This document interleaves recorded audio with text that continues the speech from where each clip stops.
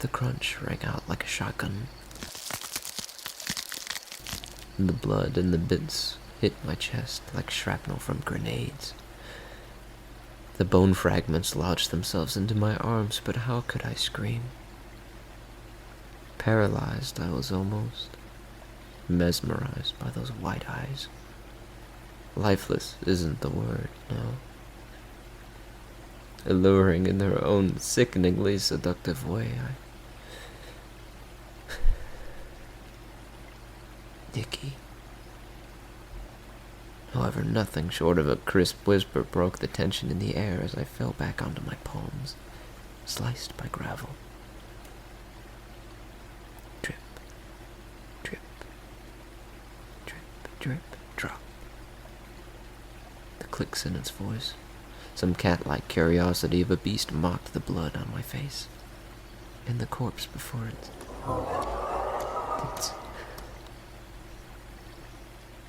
No. I awoke, tears down my face and scars on my biceps, which were 2 strokes from spelling his name. I looked out to the docks and climbed from my bed, staring out to the moonlit river, allowing my eyes to set up on 2 piercing spheres staring back at me. Even at a distance, the silhouette stared back at me from the water washing mercilessly around the creature, brought by the waves. I could have sworn that I saw his face staring back at me. And if it weren't for the space between myself and the docks, I could have suspended myself to reality, believing that just for a moment, he was still waiting for me as he did that night. Skinny dipping. I chuckled to the idea, and for a moment, a smile painted my lips, until reality set. I watched it rise from the water, settling its arms against the dock, which seemed to nearly buckle by the sheer weight that it now balanced. 2 smaller arms almost seemed to beckon me.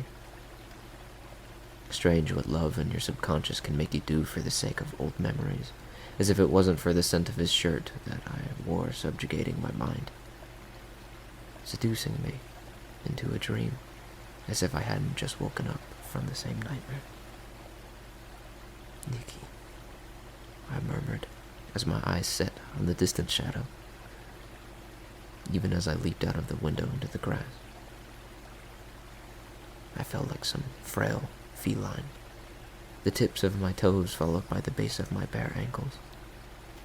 I'd hardly noticed the chill of the brisk autumn air, nor the crunch of the dead leaves. So I stepped forward, guiding myself to the docks with the little lantern, maintaining some disillusion that Nikki awaited my company. And even as the kudzu sliced my thighs and the branches nicked my arms, I walked like some zombie to the docks. Click, click, click, click. Pieces of bone littered the docks like some shrine, the debris of the skull laid out like some elaborate piece of art just for me. But the Leviathan hungers. Nikki, my distant memory damned to be consumed by this distant shadow, I love you.